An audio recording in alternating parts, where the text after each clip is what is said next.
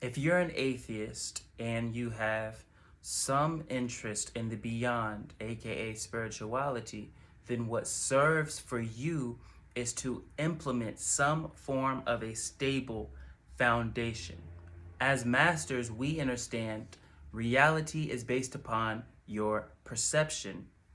So, with that, we know that whatever you see is what you are. That's actually a divine law. For example, if someone has codependent tendencies and they constantly are seeking and yearning for a partner, if they don't immediately see that in their reality on some level, then that means on a soul level, they actually do not want a partner.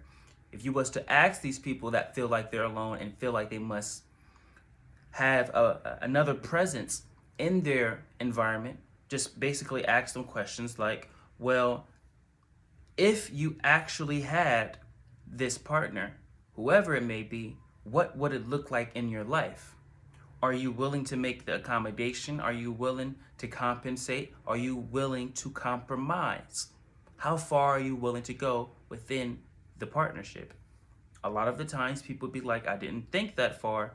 I actually don't want a partner because I'm gonna have to wake up at this time. I gotta help them with this. I gotta help them with that. Oh, and if they have these type of problems, I gotta do this. I gotta do that. And they'd be like, no, because they don't want that truly on a soul level. So, as it pertains to being an atheist, you must ask yourself the golden question. Are you an atheist because you don't believe in God? Or are you an atheist because you don't believe the idea that society has given to you about God? Very, very different.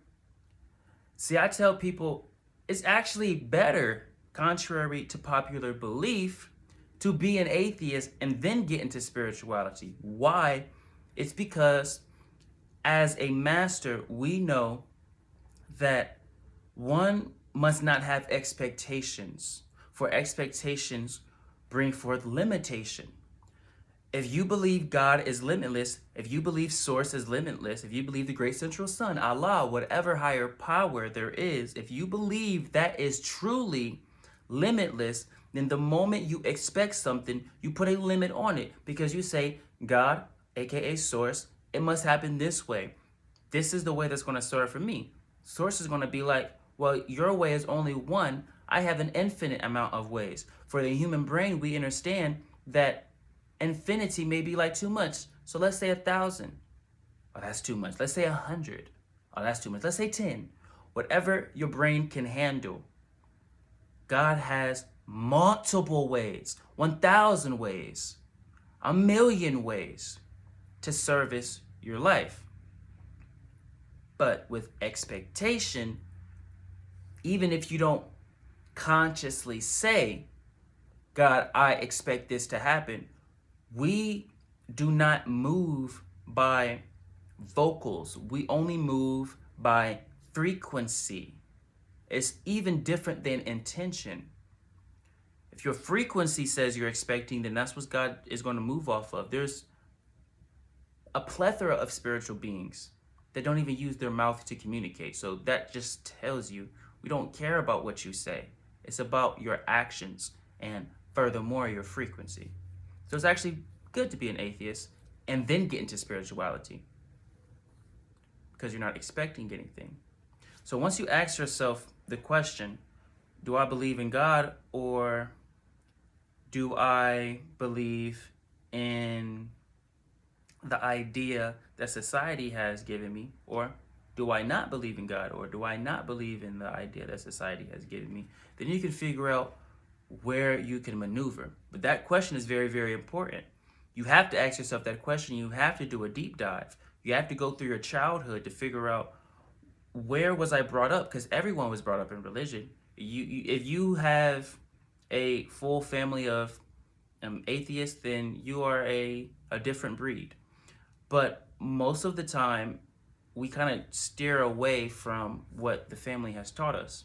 So go to your childhood, figure out what form of higher power they were inclined to lean on, and then figure out what serves and what doesn't serve. Because a lot of people, when they get on the path of spirituality, They may figure out all of these lessons and get them all done, but there are still certain lessons. In truth, we don't even need lessons because your soul knows all because it's connected to God, which knows all, but it's only our own ego that says we must need lessons. And since we anchored that belief system, then it's going to reflect in our life. So until everyone in unison says no more lessons, no more soul contracts, then there will be no more soul contracts. But on some level, we still believe in it. Therefore, it shows up. But a lot of people, they ignore their religion. A lot of people, they ignored their spirituality when they was getting brought up, and they rejected it, but they didn't transmute it. They just rejected it. They just stuffed it in a bag and threw the bag in a closet. There's bones where clothes is. So now we must find out what those bones are, where they originated from. We got to be like a archaeologist. You got to really figure out what's going on. And then let's say it was Christianity, for example. Let's say you got brought up in Christianity. Well, what are the morals that you like in Christianity, or whatever religion you subscribed to at one point in time? Or let's say you didn't subscribe to any religion, your family didn't subscribe to any religion. What were the morals within everyone that you aligned with? If someone made you feel good, did that make you want to reproduce that?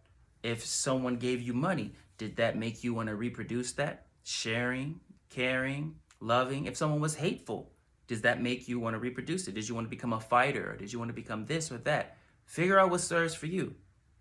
That's the stable foundation. It's morals. You necessarily, in this world, you don't necessarily need God. You just need morals. Because by default, if you have morals, then you have what people call God. All God is morals. All God is basically a stable foundation, a set of services or to-dos within you that you will never break and never compromise. If they can be compromised, then that's not God, that's your personality.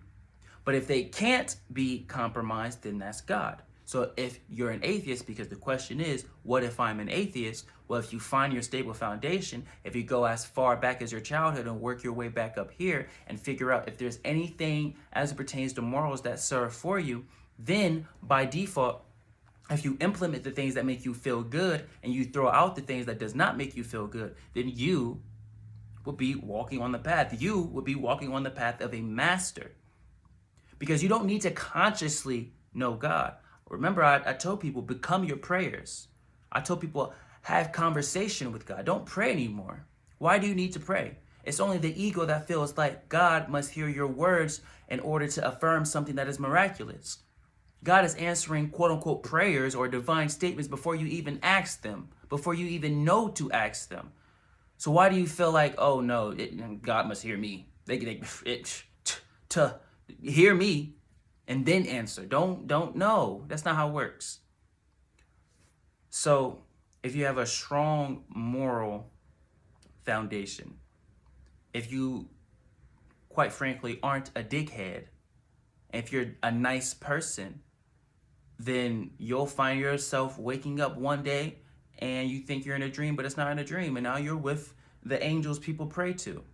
But I was an atheist. I thought I wasn't going to come to this place. It's not called heaven. It's called God's domain. And everyone will look at you and be like, well, you embrace niceness. You embraced love. You embrace the traits of God. We don't care if you put a label on God. We don't care if you put a name on God. We don't care if you worship. We don't need worship. We have everything. Even the religions say God has everything. So if God has everything, why does God need your worship? No, just be a nice person. And then one day you'll wake up and be like, oh, niceness, love, peace, that was the trace of God. And you won't even need any type techniques. You won't need any crystals. You won't need anything when you embrace this. Because this is the path of a master. We need not anything outside of ourselves. Welcome home.